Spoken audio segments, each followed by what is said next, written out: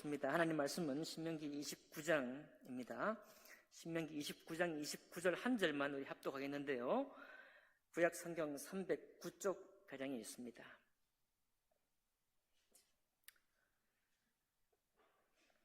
구약 성경 309쪽 가량에 신명기 29장 29절 한 절 한 목소리로 합독하겠습니다. 감추어진 일은 시작. 감추어진 일은 우리 하나님 여호와께 속하였거니와 나타난 일은 영원히 우리와 우리 자손에게 속하였나니 이는 우리에게 이 율법의 모든 말씀을 행하게 하심이니라. 아멘. 말씀과 예배를 위해 기도하겠습니다. 살아계신 하나님 아버지, 오늘도 이스라엘 백성을 향해서 하신 이 말씀이 오늘 나에게 향한 말씀이고 교회를 향한 말씀이고 이 시대를 향한 말씀인 것을 깨닫게 하시고 알게 하시고 우리가 먼저 순종의 아들들이 될 수 있도록 인도해 주옵소서. 주님께서 주의 말씀을 영광스럽게 해주시기를 원하며 귀하신 우리 주 예수님 이름으로 기도하옵나이다. 아멘. 오늘 읽은 말씀 29절을 중심으로 본문에서 우리 감추어진 일 그리고 나타난 일이라는 제목으로 하나님의 말씀 나누겠습니다. 우리가 어렸을 때, 자랄 때 아이들이 참 신기하고 귀여울 때가 아이들도 막 궁금한 게 많잖아요. 뭐 신기한 게 있으니 뭔데? 야, 신기하다. 뭐 이런 거. 뭐든지 궁금하니까요. 새롭고 모든 게 새로우니까 신기합니다.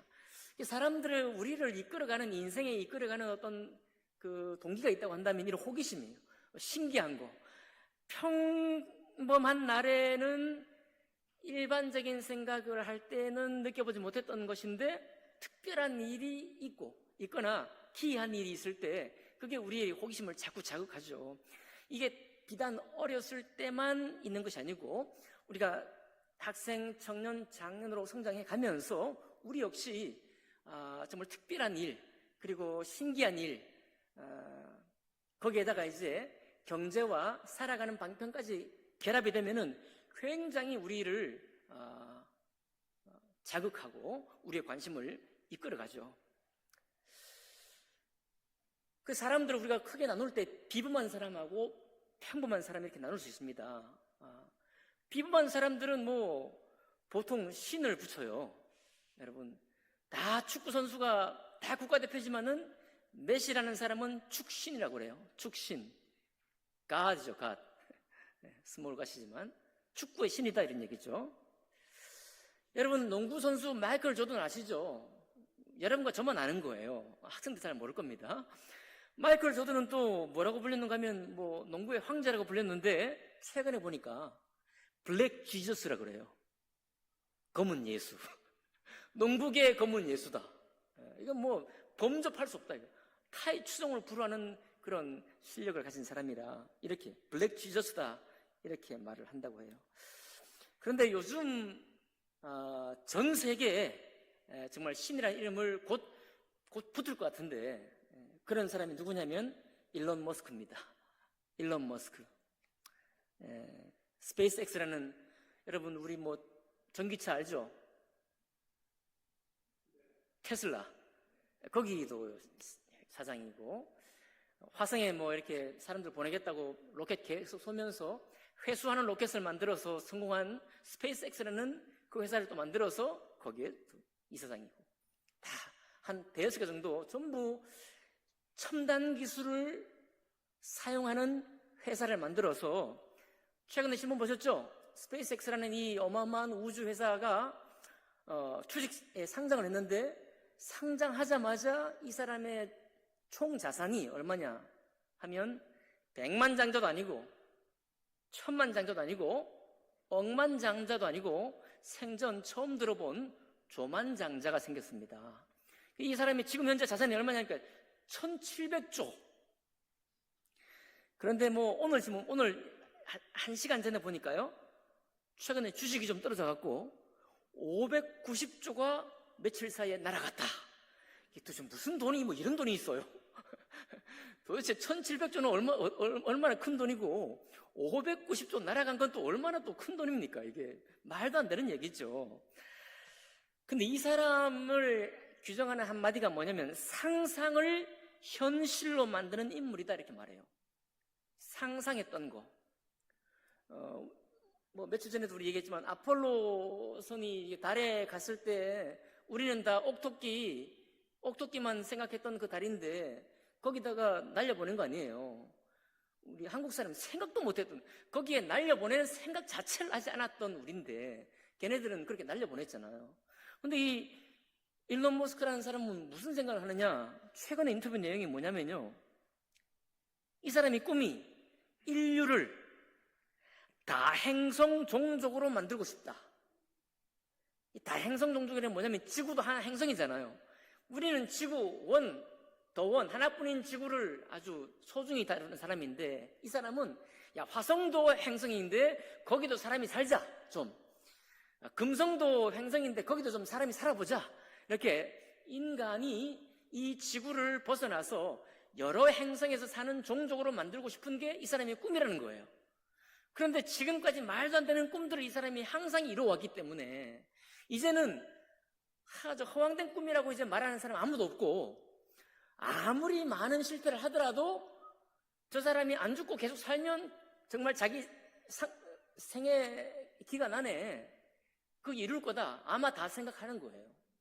너무 잘 이루니까. 그래서 상상을 현실로 만드는 인물이다라는 평가를 받으니까 어떻게 신의 반열에 오르지 않겠습니까? 도저히 너무 비범해가지고 이런 생각 자체를 기업 활동을 통해서 이룬다는 사실만으로도 이 사람은 너무너무 비범한 사람이에요. 세계 천재 중에 몇 안 되는 천재라고 생각하고 있죠. 그런데 이게 비단 여러분, 이분만의 그런 이야기는 아닙니다. 우리 평범한 사람도 사실은 무엇을 쫓아 살아가는가 하면은 바로 그런 정도 어마어마한 일은 아니라도 우리에게도 여전히 우리를 흥분되게 만들고, 야, 뭔데? 이렇게 우리 삶의 새로운 어떤 전망, 새로운 어떤 비전, 새로운 삶의 모습을 찾을 수만 있다면 우리의 마음이 그쪽으로 다 달려가고 있는 것입니다. 왜 제가 이 말씀을 드리는가 하면, 바로 그렇게 우리 마음을 이렇게 나쁘다는 게 아니에요. 우리 마음을 동하고 자극해서 이게 너무 강력한 힘으로 우리를 끌어당기기 때문에 하나님 말씀에 우리의 마음이 머물 시간이 사실 많지 않은 거예요. 왜냐하니까 구약 이스라엘 1000년 동안 하나님을 배반했고요, 수많은 민족과 시대가 하나님을 떠나서 믿는 게 너무 어려운 삶을 삽니다. 왜 그러냐? 하나님의 말씀을 따르고 그 말씀대로 사는 그 자체가 굉장히 재미가 없어요. 심지어 이게 무슨 얘기냐면 마음에 관한 얘기거든. 마음. 우리의 마음이 새롭게 되어서 그 마음이 새롭게 된 사람에게서부터 새로운 말이 나오고, 하나님의 거룩한 말이 나오고, 거룩한 행동이 나오고, 우리와 함께 살아가는 이웃과의 관계 속에서 선한 일을 베푸는 힘이 생길 때까지 우리의 마음을 자꾸만 새롭게 하는 것인데, 여러분 생각해 보세요. 시골에서 농사 짓던 사람이, 제가 종종 말씀드리지만, 왜 농사 안 짓고 다 도시로 갔습니까? 이 농사 변화가 없거든요. 변화가 없어요. 돈도 안 되고 힘만 들고. 수도원에 사는 그 수도사처럼, 내가 농사 지으면서 마음을 잘 가꾸어서 정말 어떻게 인격적으로 잘 다듬어야 되겠다, 그런 무슨 특별한 목표가 있는 사람이 아니고야 농사에 내가 지어서 막 인생의 영화를 봐야 되겠다, 그럴 인물이 많지 않은 거죠. 당연한 것입니다. 그런데 그것보다 더 우리 마음을 끌지 못하는 것은 마음의 문제예요. 내 마음도, 일론 머스크처럼 상상을 현실로 이루는 이런 일들은 우리 마음을 정말 혹하게 만드는데, 그게 아닐지라도 우리가 뭔가 새롭고 또 돈이 되는 뿐만 아니라 뭔가 가치 있고 의미 있는 일이라고 한다면 우리 마음은 좀 헌신될 수 있어요, 충분히. 근데 이건 마음의 문제란 말이에요. 마음의 문제. 마음의 문제는 나도 내 마음 몰라, 당신도 내 마음 몰라, 내 마음이 좋아진 건지 안 좋아진 건지 나도 몰라. 이 마음은 천길 물속은 알아도 한길 사람 속은 알지 못한다고 하는 그런 마음이에요.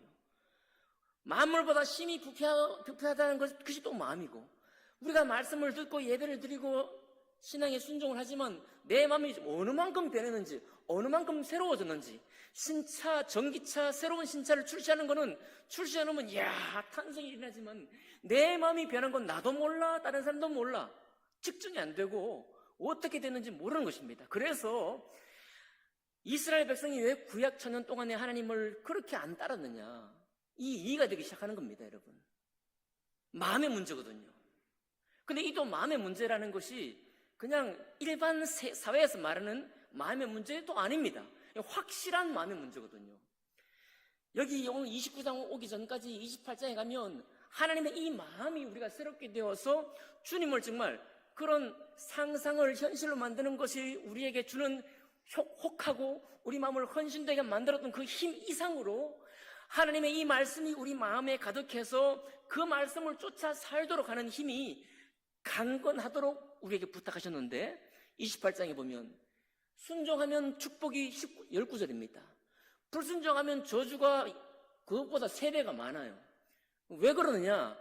정말 하나님의 마음이 여기 있다는 거예요. 우리 모든 사람의 마음이 참으로 새롭게 되지 않는다고 한다면, 우리 마음이 정말 주님의 영으로 구원받아서 새로운 영이 되고 주님의 말씀과 교제가 되고 주님의 뜻과 더불어 살아가고자 하는 이 마음이 우리에게 결실하지 않을 때 우리가 정말 하나님을 얼마나 극히 싫어하고 미워하는가라는 것을 잘 보여주고 있는 거예요. 이것이 계속 반복되는 것이 구약의 말씀입니다. 반복해서 순종하지 않는 것이 이스라엘 백성의 모습이고, 그렇기 때문에 여러분, 유대인들이 뭐 잘못하고 이런 걸 떠나가지고 구약의 천년의 세월은 바로 인간의 백년사를 반복하고 있는 거예요. 우리 인간의 백년사는 구약 이스라엘이 보였던 그 흥망성쇠 말씀을 믿지 않아서 또 처음에는 헌신했다가 나중에는 마음이 변화가 되는 그 수많은 인물들을 반복하는 것이 여러분과 저의 인생이고 그리스도인의 삶이고 또 교회의 삶이라는 것을 부인할 수가 없는 것입니다. 그래요. 그렇기 때문에 여러분, 오늘 19절에 보니까 무슨 말을 하는지 아십니까? 19절 한번 읽어볼까요? 19절 제가 읽어볼게요. 이 저주의 말을 듣고도 28장에 엄청난 저주를 퍼붓거든요. 이 저주의 말을 듣고도 심중에 스스로 복을 빌어 이르기를. 자, 자기가 자기에게 복을 비는 거예요. 뭐라고 복을 비느냐? 야, 내가 내 마음이 완악하여 내가 고집을 부리는데, 내가 고집을 부릴 텐데 젖은 것과 마른 것이 멸망할지라도. 이 뜬금없죠. 이게 무슨 얘기인가 하면 물된 동산같이 풍부한 땅이 있죠. 마른 땅, 황폐한 땅이 있잖아요. 근데 황폐한 땅에 소출이 적어지는 거야 당연한 것인데, 그 마른 땅, 황폐한 땅도 소출이 없을 뿐만 아니라 물된 동산같이 풍부한 땅, 그 젖은 땅조차도 완전히 황폐하게 될 만큼이나 재앙이 온다고 할지라도 나에게는 평안이 있으리라, 이렇게 자기를 생각한다는 거예요. 우리 마음이 야, 너는 망해도 세상은 어떻게 되어도 나는 하나님을 듣지 않아도, 하나님을 순종하지 않아도 그렇게 해서 수많은 사람들이 막 흥망성쇠를 하고 뭐 고통과 질병 속에 있다고 할지라도 나는 평안할 거야. 이 심정이 모든 사람의 마음이라는 거예요. 여러분, 신기하지 않습니까? 나는 평안할 거야. 나는, 우리 지난주도 나눴지만, 나는 나름대로 나는 선을 추구하고 있고, 나는 정말 다른 이웃에게 해코지 하지 않고 있고, 나는 적법한 부를 쌓아가고 있고, 뭐 등등 하면서 말입니다. 이렇게 하면서 만약에 이런 나를 평안이 없게 하고 근심과 고통과 절망 속에 빠뜨린다면 세상에 그렇게 빠지지 않을 사람이 누구냐? 라고 할 만큼의 고집, 라고 할 만큼의 자기 자부심, 라고 할 만큼의 자기가 옳다고 하는 자기의, 이런 것들을 사람이 가지고 있다는 겁니다. 그래서 주님을 순종하지 않는 거예요. 그래서 주님을 따라갈 시간이 없는 겁니다. 따라가려고 하니 마음은 도대체가 변하는 건지 안 변하는 건지도 모르겠고, 내 마음도 모르겠고 나와 함께하는 사람들의 마음도 모르겠으니 차라리 새 차를 만들고 새로운 비행기를 만들고 새로운 로켓을 만들고 새로운 상품을 생산해가지고 재화를 얻고 하는 것이 눈에 보이고 나타나는 것이고 이게 합당한 일이 아니냐, 이런 생각이 드는 겁니다. 아마도 70평생 동안 살면서 그와 같은 삶을 살다가 여전히 주님을 믿지 않고 돌아가는 사람도 많이 있을 겁니다. 그만큼 이게 센 거예요. 그러니까 여러분, 내 마음이 완악하여 라고 하는, 내 고집이 이렇게 센데 라고 하는 이 고집을 누가 가지고 있어요? 우리가 가지고 있다는 거예요. 그만큼의 고집을 우리가 다 가지고 있다. 그리고 내가 올바르다고 자기가 스스로 판단할 때 어떻게 한다고요? 내가 평안이 없다면 이 세상에 평안이 있을 사람 아무도 없어 라고 할 만큼의 자기 자존감을 다 가지고 있다는 겁니다. 그래서 내가 주님 말씀을 따라 순종해도 변화는 별로 없어 보이기도 하죠. 그리고 내가 그렇게 하지 않아도 내가 그냥 웬만큼 내가 내 성품대로, 내가 교육받은 대로, 내가 내 성품이 옳다고 생각하는 방향대로 살아도 내가 괜찮을 것 같다는 거예요. 그러니까 이 두 가지 사실이 우리를 더욱 힘있게 끌고 가니, 우리 마음에 갈 곳이 어디냐면 우리 마음을 끄는 곳, 눈에 보이는 곳, 실적이 드러나는 곳, 뭔가 나타나는 곳으로 우리 마음이 갈 수밖에 없다는 것이죠. 요즘 참교육이라는 드라마가 또 유명하다고 하죠. 그래서 교권 보호국 이런 걸 만드냐 안 만드냐 또 갑론을박이 있다고 합니다. 그런데 교사들은 반대한다고 해요. 그거 만든다고 되겠냐, 이런 식이죠. 근데 교사들의 마음에 있는 게 뭐냐면 이런 게요. 아무것도 안 하면 아무 일도 일어나지 않아. 왜 잘하려고 해가지고 매를 맞아? 이런 분위기가 많이 있대요. 뭘 하다가 자기가 새로운 아이디어를 내가지고 이 학생들을, 학부모들을 잘하려고 하면 두드려 맞는다는 거예요. 그러니까 선의를 했지만 선의가 결과가 안 좋을 수 있잖아요. 과정에서. 그러면 엄청 비난을 받는 것입니다. 이런 것들이 학습이 돼가지고 여러 군데에서 이런 경험을 하다 보니까 교사들의 마음이 어떤 생각이냐? 아무것도 안 해야 내 신변에 아무 일도 일어나지 않는 거야. 왜 내가 뭐하러 사서 고생하냐?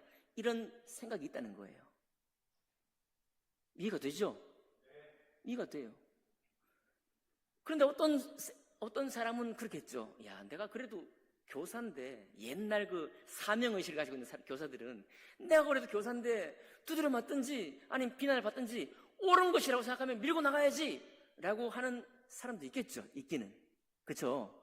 그러니까 누가 고양이 목에 방울을 달 것인가라는 질문하고 똑같이 우리의 마음을 민다는 것이 이렇게 연약한 것입니다. 공연히 내가 뭘 잘났다고 이런 걸 하나 만들어가지고 그렇게 논란을 가질 일이 있겠냐? 용기가 없는 거예요. 예. 굳이 그렇게 내가 해가지고 내 신변에 내가 원치 않은 일이 일어날 것을 내가 추구할 이유가 없잖아요. 자, 이것이 일반 정서라고 한다면은 우리가 어떻게 하나님의 선하신 말씀이 내 속에 있다고 말할 수 있겠습니까?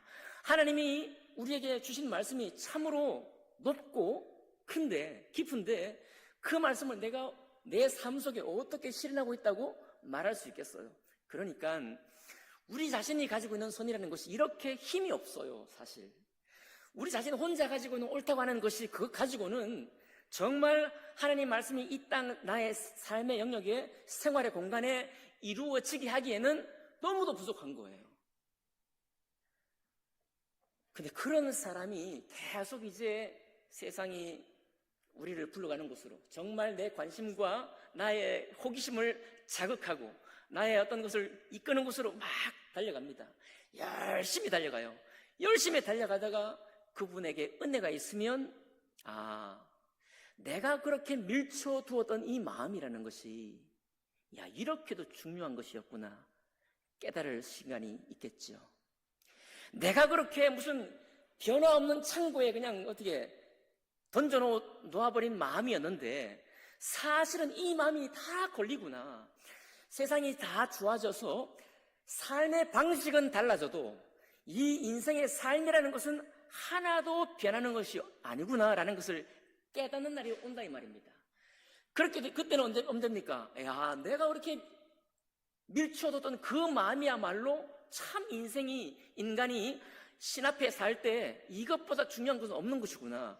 이 마음, 젊을 때 그렇게도 미혹해 보이고 바보스러워 보이고 그 마음에 아무 변함없는 마음에 우리가 투자하고 헌신한다는 것이 무가치해 보였던 것인데 살아보니까 다 걸리는 거예요. 그 마음이 걸리는 것입니다. 이제는 언젠가부터는 마음이 걸리는 거예요. 마음을 못 얻어서 문제고 그 마음 때문에 관계가 깨어지고 내 마음에 계속 끌려가다가 주님을 바라보는 눈이 없는 그 마음이 문제라는 것을 알게 되는 것입니다. 이걸 아는 것도 은혜예요. 주님이 은혜를 주지 않은 거죠. 평생을 통해서 깨닫지 못하고 그저 내 눈과 귀를 내 마음을 즐거워하는 곳으로 끌려다니다가 인생을 마친 사람 많지 않겠습니까? 이어령 박사도 70대가 넘어서야 예수를 주라고 고백했으니까요. 그는 우리 지성인 학자들 그룹에서 아주 유명한 사람이었습니다. 그의 한마디가 상당히 영향을 끼치는 문화 장관까지 했잖아요. 그는 하나의 시대의 화두를 이끌어가는 사람이었습니다. 그래도 그렇게 새로운 거 좋아했어. 이 사람은 새로운 거, 새로운 글, 시대를 읽을 수 있는 글, 이런 것을 추구했던 사람이라 아주 호흡이 좋았죠. 그렇게 호흡이 좋았어도 마지막 주님 부르실 그 수년 전에 70대 넘어서 예수를 주라고 고백한 것입니다. 그렇게 좋은 거 쫓아서요. 그렇게 평생 동안 정말 신선한 거, 새로운 생각, 새로운 학문 쫓아 살다가 결국은 주님이 전부라는 것을 깨닫고 고백을 한 거예요. 여러분, 근데 그것도 은혜가 있어야 되는 겁니다. 많은 사람은 그냥 끝나는 거예요. 그냥 그대로 살다가 끝나는 것입니다. 누구처럼요? 1000년 동안 구약의 이스라엘 백성처럼 듣지만 아닌 걸로, 이거 안 중요한 걸로, 이거 내가 정말 헌신적으로 이 말씀을 쫓아서 내 마음에 새겨서 그 마음으로 하나님 앞에, 그리고 이웃 앞에, 이 세계 앞에 사는 삶이 안 중요한 걸로 2차, 3차 뒤로 하고서 살아가는 사람이 너무 많은 것입니다. 그런데 28장 하반절을 읽으면 정신이 차려지는 거예요, 여러분. 이게 그냥 보통 말이 아니다, 이거는. 그냥 마음을 잘 되게 만드는 그런 말씀이 아닌 것입니다. 이 말씀은 진리의 말씀이요, 이 말씀은 생명의 말씀이요, 이 말씀은 우리 인생에 길을 주는 그런 말씀이 되는 것입니다. 오늘 그래서 여러분 마지막 읽었던 이 말씀이 어떤 말씀입니까? 감추어진 일은 우리 하나님 여호와께 속하였나니거니와 나타난 일은 영원히 우리와 우리 자손에게 속하였나니 이는 우리에게 이 율법의 모든 말씀을 행하게 하심이니라. 여러분, 나타난 일입니다. 나타난 일은 여러분 오늘 듣고 계신 이 말씀이기도 하고, 또 나타난 일은 뭡니까? 우리 눈에 보이는 일들이에요. 전부 보이는 일입니다. 우리의 결실이든지 결과든지, 또 우리 마음을 끌어가는 모든 일들이든지, 아니면 이스라엘 구약 1000년의 역사 동안 반복했던 그런 삶이든지, 이 모든 것이 다 나타난 일이에요. 그럼 감춰진 일이 뭘까요? 그렇게도 우리 마음이 주님을 사랑하는 마음이 없는데, 그렇게도 우리가 주님 말씀을 사모하고자 하는 그 마음 자체가 본심이 없는데, 그 없는 본심으로 그 많은 성경의 기사를 다 베푸신 후에라도 이 감춰진 일이 무엇입니까?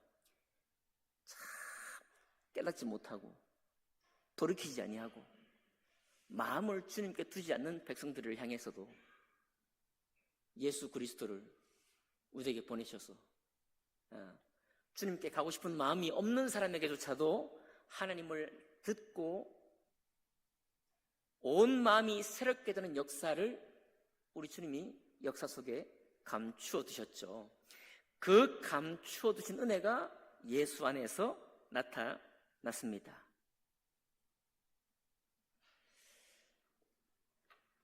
그래서 여러분, 주님께서 우리에게 늘 말씀합니다. 너는 죽었다, 이렇게 해요. 너희는 죽었다. 죄와 허물로 죽은 사람이야. 너는 태어날 때부터 하나님을 알고 싶지 않는 사람으로 태어난 거야. 이런 얘기입니다. 처음부터 교회를 가고 싶다는 사람은 있어요. 교회를 가고 싶다는 사람 우리 모친도 계셨죠. 그러나 그 마음 중심으로 하나님을 사모하는 사람은 없습니다. 주님의 은혜가 아니면요, 우리가 그렇게 처음부터 본질상 주님과 등진 채로 태어났다는 것을 깨닫는 순간, 그 깨닫는 순간을 우리에게 주시지 않고는 예수가 나의 주님일 수가 없고, 그 주님의 말씀을 통해서 내 마음이 새 마음이 될 수가 없는 것입니다. 여러분, 그래서 권면드립니다. 우리가 흔히 경험하잖아요. 내 마음도 모르겠고 그대의 마음도 모르겠고 내 마음도 변화가 된 건지 모르겠고 그대의 마음도 변화가 된지 모르겠다. 아니, 여러분 속지 마시기 바랍니다. 주님은 우리가 그렇게 생각하는 동안에도 우리의 뭘 보시는가 하면 마음을 보시는 거예요. 근데 이 마음은 새롭게 된 마음이어야 합니다. 거듭난 마음이어야 해요. 거듭난 마음. 거듭난 마음은 나에게 절망된 마음입니다. 나는 주님께 등진 존재야. 나는 나를 그대로 내버려 두면, 아까 고백했던 사람 알죠? 그 고백하는 사람입니다. 내 마음은 고집불통이니 세상이 물된 동산 같은 땅조차 무너지고 다 황폐어지더라도 나는 평안할 거야. 나에게는 복이 있을 거야. 왜? 내가 이렇게 살았으니까. 라고 밀고 나가는 사람이라는 겁니다. 우리의 모든 존재가. 이해하시죠? 그러니까 여러분, 우리에게는 교회를 다니고 예수 믿는 것은 전적으로 주님의 은혜가 필요합니다. 그 은혜는 내 속에 어떻게 나타나느냐? 나의 죄인됨이 깨달아지는 순간에 나타나요.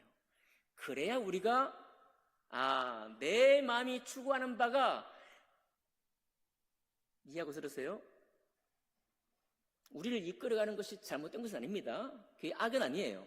다 우리는 그렇게 삽니다. 앞으로도 내일도 우리 한국 축구하는데 관심 있지 않습니까? 봐야죠. 응원해야죠. 그거 다 좋은 것입니다. 근데 그거 자체가 뭐 어떻다는 게 아니라 그걸 다 하는 가운데에서 우리의 마음이 무엇을 보아야 하는가 하면 이 마음으로는, 내 태어난 그 첫 번째 마음으로는 주님과 함께 할 수 없는 마음이구나. 이거를 고백하는 것입니다. 그 고백하라고 구약 성경이 맨날 똑같은 얘기 하는 거예요. 어떻게 보면 여러분 읽다 보면 이 똑같은 얘기, 순종 얘기, 불순종 얘기, 왜 똑같은 얘기를 이렇게 많이 할까? 그럴 때 있지 않습니까? 왜 그렇게 구약 천년 동안 그 말을 계속 반복했을까요? 불가능하기 때문에 그래요. 우리 마음으로는 불가능하구나. 그거 알려주려고요. 예수님 한 사람밖에 없는 거구나. 하나님의 아들 예수밖에는 우리의 구원자가 원래 없는 거구나. 나도 내 인생의 구원자가 아니구나. 그대도 내 인생의 구원자가 아니구나. 이거 깨닫게 하시려고 그렇게 반복하시는 거예요.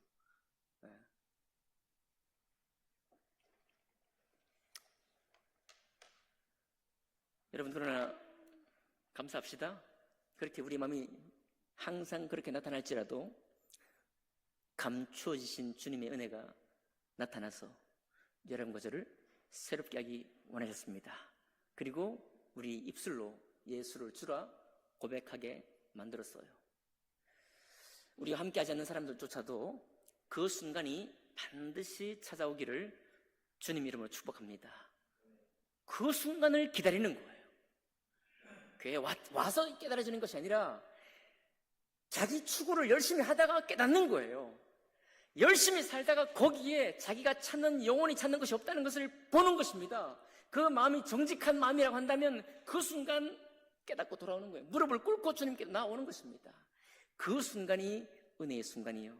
여러분, 우리가 우리의 가까운 사람을 위해 축복할 때, 또 정말 저 사람은 교회 못 믿을 것 같아, 이런 사람 축복할 때 여러분 스스로 우리의 마음이 스스로 무너질 이유가 하나도 없는 것입니다. 그의 마음이 보아야 합니다. 그의 은혜가 보아야 돼요. 그의 정직한 영이 그 사실을 깨달아야 하는 것입니다. 그럴 때 그 사람이 그리스도인으로 거듭나는 거예요, 여러분. 그러기까지 우리는 먼저 부름받은 우리는 계속해서 예배합시다. 계속해서 변함없는 사람을 보면서 변함없는 나 자신을 보면서도 주님의 감춰진 일은 우리에게 지금도 은혜를 베푸시지. 나와 모든 사람은 이스라엘 구약 1000년만큼이나 계속 불순종하고 등지고 있지만 등지는 것을 아시면서도 주님은 계속해서 은혜를 베푸시는구나. 사랑으로 역사하시는구나. 주님이 은혜를 나타내시기를 원하시는구나. 결국은 나의 고집을 꺾기를 원하셨구나. 그 순간을 우리의 지체들이, 우리의 식구들이, 여러분의 지인들이 만나기를 주님의 이름으로 축복합니다. 마음에 새롭게 변신되는 여러분과 제가 되기를 원합니다. 기도하겠습니다.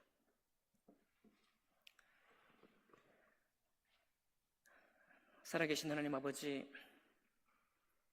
감사합니다. 오늘도 새롭고 기이하고 멋진 일을 고대합니다. 하나님, 우리에게 인생의 즐거움을 주셔서 감사드립니다. 하지만 우리 주님, 이 미혹하고 변화하지 않은 이 마음을 가장 귀히 여기시는 주님께서 온 마음과 온 뜻과 온 힘을 다하여 주 너의 하나님을 사랑하라 하시고 그 수많은 선하신 계명을 우리에게 주신 것을 감사드립니다. 또한 예수를 통하여 우리가 주님의 사람으로 거듭날 수 있도록 도와주신 것 감사드립니다. 하나님 아버지, 그러니 우리 자신을 믿기보다 또 우리를 아는 사람들이 자기 자신을 믿기보다 우리 하나님의 은혜를, 그 감추어 주신 일을 깨달아 알기를 고대하는 우리 모두가 될 수 있도록 축복해 주시옵소서. 감사드리며 귀하신 우리 주 예수님 이름으로 기도하옵나이다. 아멘.